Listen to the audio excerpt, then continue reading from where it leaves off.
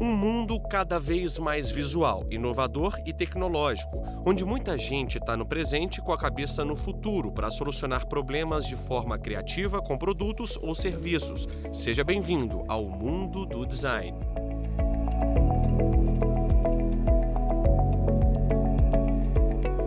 O design é um processo, é um projeto de concepção do produto. Por isso que a gente usa até a palavra em inglês, porque não tem palavra em português para isso, né? Não é um mero desenho, é um design, palavra que vem com uma raiz latina, que significa um projeto e que significa um olhar para o futuro. O design, ele é uma maneira de entender e pensar o mundo e pensar os problemas. O design, ele age dentro de desafios. Não há design sem cidadania. Não há design sem o desafio pela qualidade de vida que atinge todo mundo. Não é privilégio. Ao contrário, o design é ampliação de oportunidades e qualidade de vida. Adélia Borges é jornalista, curadora e historiadora de design. O trabalho dela é aumentar a percepção consciente das pessoas sobre a presença do design no dia a dia delas. Isso é fazer uma interface entre o design e o público, seja através de artigos que eu continuo escrevendo para a imprensa, seja através de livros, seja através das exposições. Porque tem coisas que a gente compra, adquire, que a gente usa, que podem ser boas, outras nem tanto. Tem todos os requisitos técnicos e os requisitos também do que vai te fazer bem e também do que vai fazer bem para o planeta. Pode parecer exagero, ok? Mas o design está em tudo. É só você reparar agora o que está em sua volta.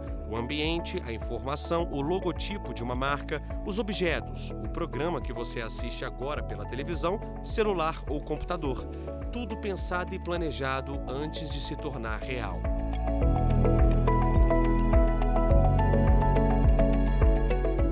O design, ele cerca a gente na nossa vida, né? O design está nos produtos que você usa, está no lugar onde você mora, está nos espaços urbanos, está na roupa que você veste. A gente vive, na verdade, dentro do design, né? Inserido numa realidade onde o design está o tempo todo. Está nas cidades, como Brasília, que desperta curiosidade, fruto da genialidade de JK, Niemeyer e Lúcio Costa. Da inovação, da arquitetura e urbanismo, das artes. Uma cidade planejada que vai além dos três poderes. A capital federal é referência de cidade criativa em design, título que ganhou da Organização das Nações Unidas para Educação, Ciência e Cultura.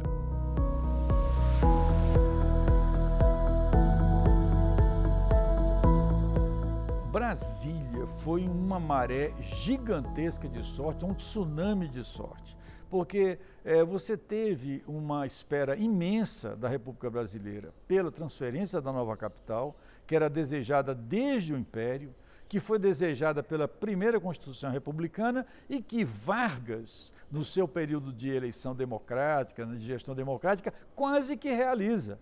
Então, quando Vargas se mata, intercepta a Brasília de Vargas, mas é aí que nasce a Brasília de JK. E JK aproveita todos os estudos grandiosos de fundamentação, de ocupação desse território do Planalto Central e prossegue de uma maneira nova.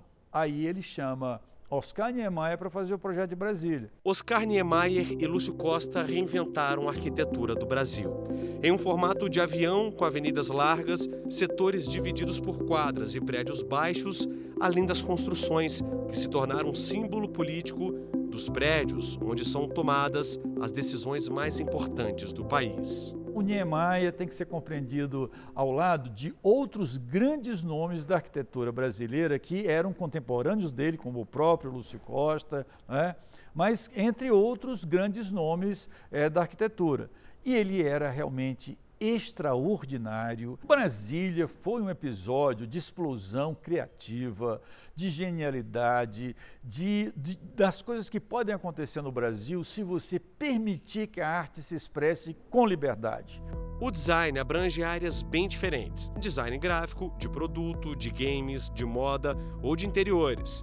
O Pedro Garcia é publicitário, designer gráfico, diretor de arte e artista plástico. A publicidade ela anda ao lado do design, né? Ao lado do design e da arte, né? O diretor de arte ele está o tempo inteiro utilizando ferramentas artísticas, né? Ele mexe com a fotografia, ele mexe com ilustração, com pintura, com cor, com tipografia, com artes gráficas, formas de impressão, com cinema.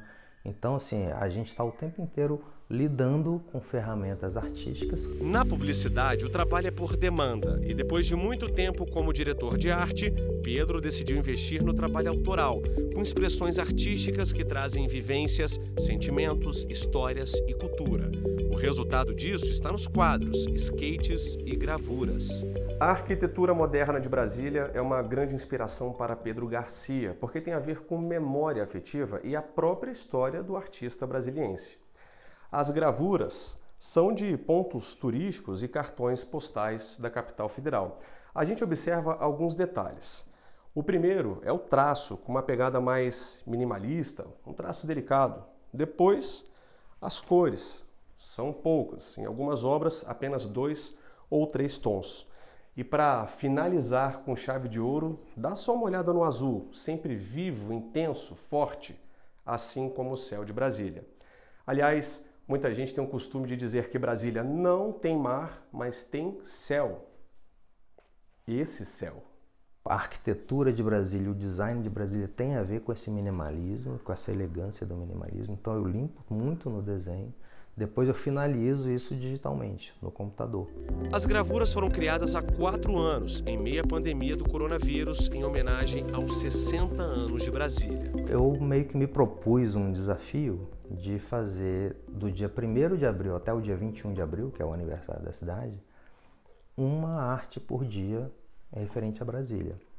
E aí eu fui fazendo assim, das coisas que eu curtia na cidade, os espaços que eu curtia, não só exatamente monumentos, mas espaços, elementos urbanos mais cotidianos, o ponto de ônibus, o foguetinho do parque, esse tipo de coisa que traziam lembranças afetivas para mim. Uma arte por dia. Nas redes sociais, a repercussão foi tão boa que Pedro decidiu colocar as gravuras à venda. 60 por causa dos 60 anos.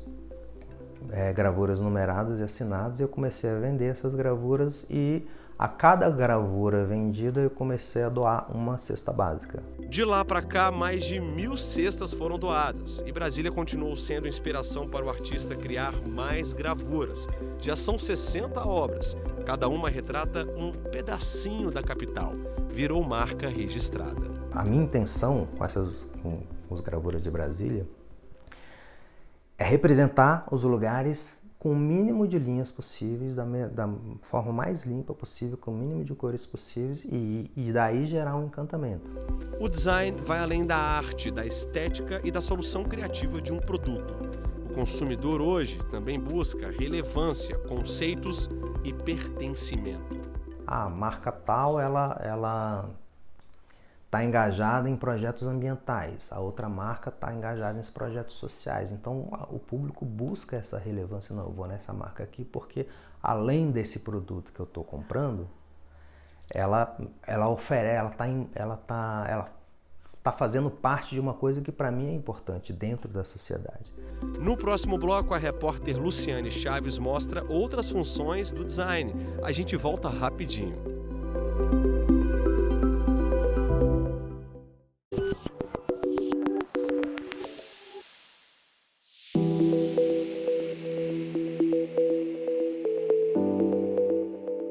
São inúmeros os campos de atuação do design. Estes profissionais trabalham com a tecnologia e com a inovação e buscam unir estética e funcionalidade. Eu tenho essa veia forte dentro do mobiliário, tanto que tenho uma marca de móveis, dou aula para uma escola de design de móveis também, mas sempre me arrisquei, assim, me aventurei em outras áreas daqui dentro do design mesmo, né?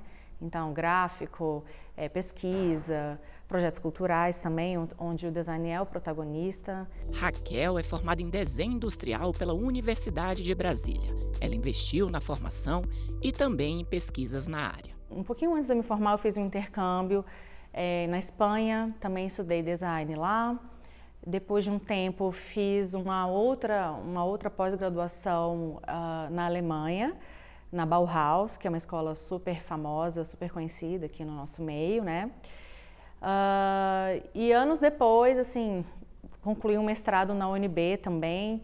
Então, assim, academicamente falando, eu sempre fui uma estudiosa, né? Uma pesquisadora nesse campo do design e eu acho que ele faz parte da minha vida já há muitos anos.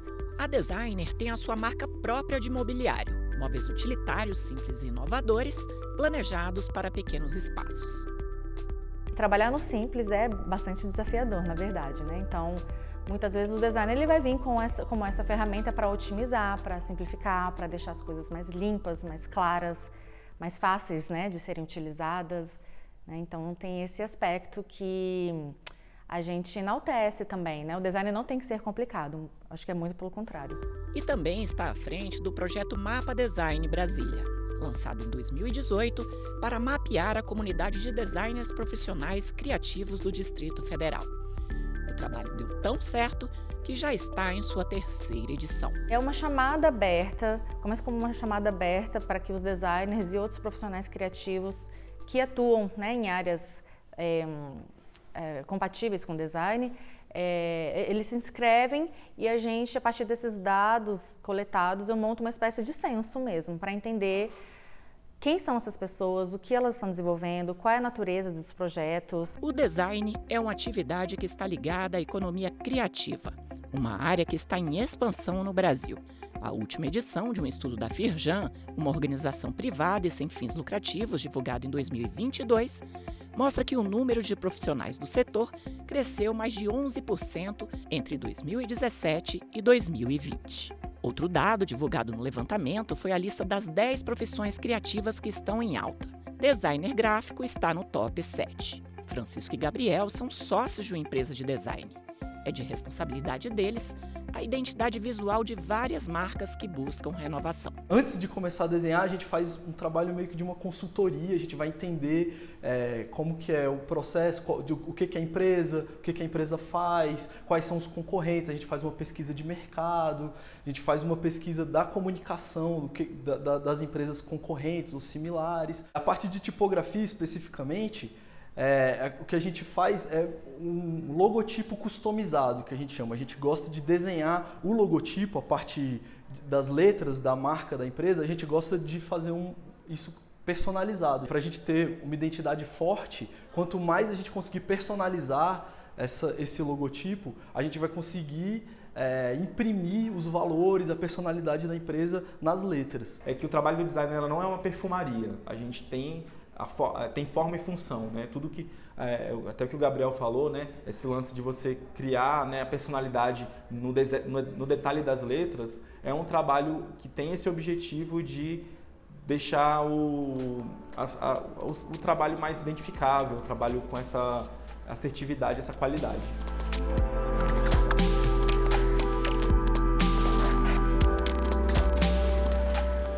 O designer Fábio Hag é um tipógrafo digital pioneiro no Brasil. Ele desenvolve fontes e famílias tipográficas e explica como a tipografia é capaz de agregar valor em uma marca. Se eu tenho um banco que quer parecer mais moderno ou mais ágil, ou se eu tenho uma empresa de alimentos que eu quero transmitir mais frescor, a gente consegue utilizar isso através das formas das letras e fazer através de uma associação, né, dessas formas, criar uma percepção, ou aliás, facilitar a percepção disso na mente do consumidor. Com 17 anos de experiência, Fábio já atuou em mais de 200 projetos no país e no exterior e se tornou referência no mercado. Hoje tem um estúdio que leva seu nome e dá dicas para profissionais que querem mergulhar nesse universo do chamado Type Design. Tem alguns cursos no exterior, tem algumas faculdades no exterior, né? A mais próxima é aqui na Argentina, mas tem também na Inglaterra, nos Estados Unidos, Na França também tem na Espanha, mas geralmente quem trabalha nisso é autodidata. Eu sou graduado, inclusive, em publicidade e propaganda, e por iniciativa própria e de forma autodidata, eu comecei a estudar isso já há quase 20 anos. Não existe detalhe pequeno quando se trata de um logotipo. Essa frase é da autoria do Fábio, que se inspira em grandes pensadores. O próprio Leonardo da Vinci dizia que são os detalhes que fazem a diferença. E quando a gente trabalha com tipografia, muito do nosso trabalho são detalhes muito pequenos, é o peso de uma curva. De uma forma maior, a gente pode dizer, existem formas diferentes para a letra A, para a letra G, estilos tipográficos, mas existem muitos detalhes e eles fazem a diferença. No próximo bloco, o repórter Leonardo Ferreira conta a história de um designer de produto que fabrica utilitários de cerâmica.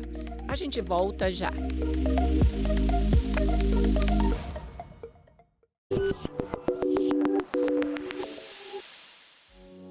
O Repórter Justiça está de volta e no terceiro bloco do programa nós vamos falar de outros profissionais importantes e que estão super em alta, o designer de produtos e o designer de interiores. Para isso, nós estamos em uma loja do Distrito Federal, onde alguns espaços foram montados e há produtos aqui de artistas de várias partes do Brasil, de fora, enfim, indígenas, diversidade é o que não falta por aqui. Nós vamos conversar agora com o Pablo Oliveira, que é designer de produtos e de interiores há quase 20 anos. Para começar a nossa conversa, já vamos explicar para o pessoal de casa qual que é a diferença do designer de produtos para o de interiores. Ótimo. O design de produto, ele cria os elementos mobiliários e o design de interiores, ele cria o contexto da ambientação, que é a junção do mobiliário e o conceito do projeto de design de interiores. E muitas vezes é o mesmo profissional que pode atuar das duas formas. Sim, provavelmente, ou não, né? Existem hoje profissionais da área de desenho industrial que estão especializados na área de produto. E o pessoal da área de interiores e de arquitetura que também fazem algo similar. Quando o mesmo profissional ele consegue aliar essas duas atuações, fica uma diversidade bacana de atuação. Mas podem ser de profissionais separados, sim.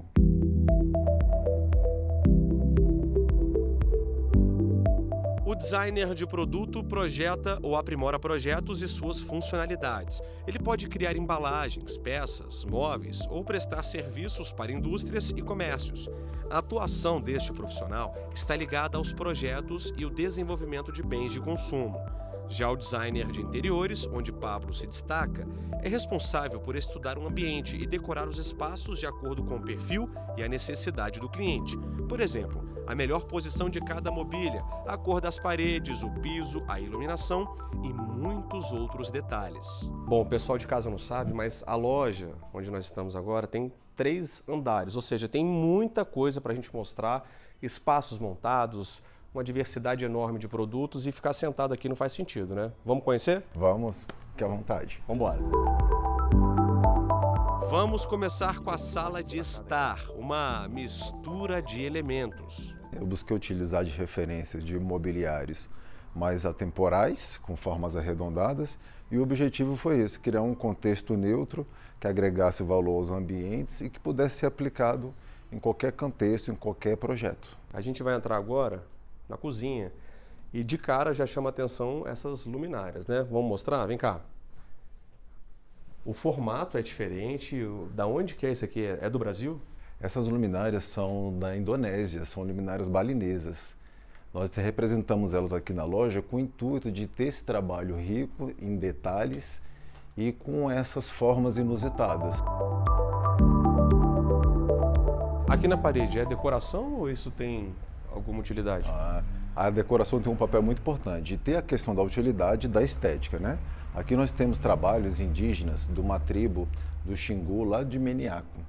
E aí a gente utiliza desses elementos deles, que são elementos assim de utilitários, para criar um contexto decorativo. E você observa, Paulo, que hoje em dia a questão do consumo, né, do mercado, os clientes, eles estão muito atentos a isso hoje, eles não querem apenas um produto, eles querem comprar também a história? Com certeza.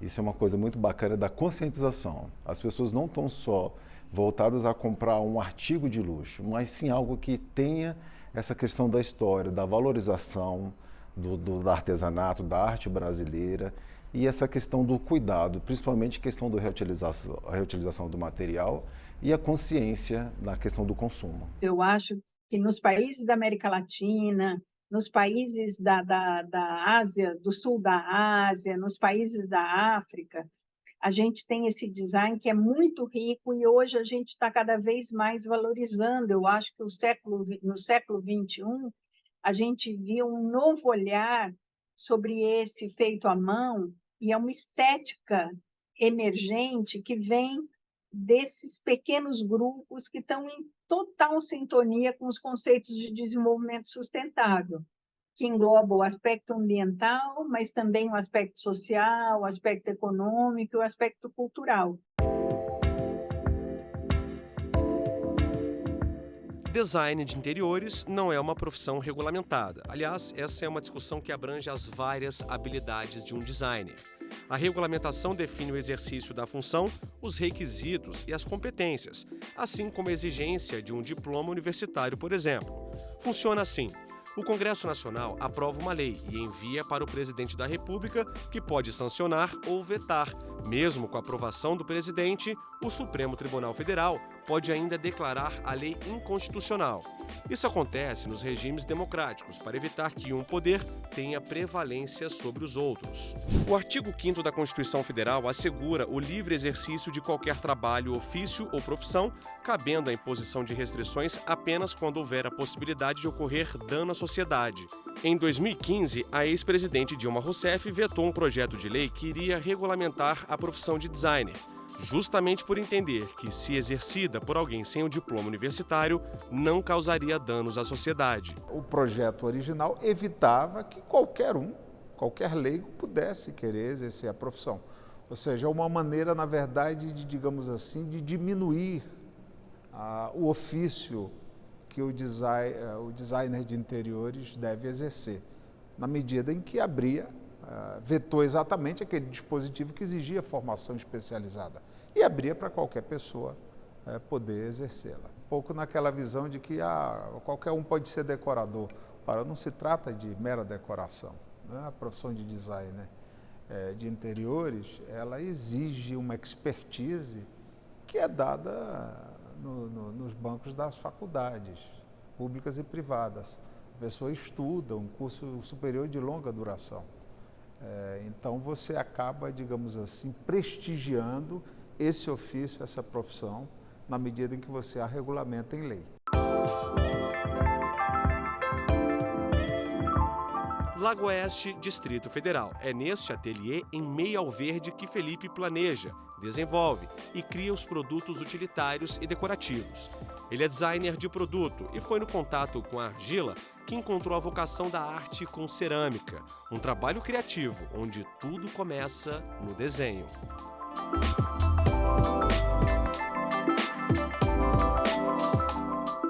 Eu sempre desenho, faço um esboço, que seja. Às vezes eu faço mesmo num programa de modelagem 3D, quando eu preciso apresentar um projeto para um cliente antes dele ser executado, porque leva muito tempo para executar. Então eu modelo num programa 3D, apresento para o cliente, a partir da aprovação dele, aí eu faço o protótipo. Depois, mão na massa. Ou melhor, na argila, é a técnica de modelagem manual. Você abre ela com um rolo de massa mesmo, um rolo de macarrão, forma uma placa, por isso que chama técnica de placa, e a partir daí você conforma a peça. Você pode tanto recortar e fazer tipo como se fosse uma dobradura de papel, ou você pode colocar em moldes de gesso para fazer o formato da peça. Peça modelada, hora da queima, a mais de 1000 graus. É onde a argila se transforma em cerâmica.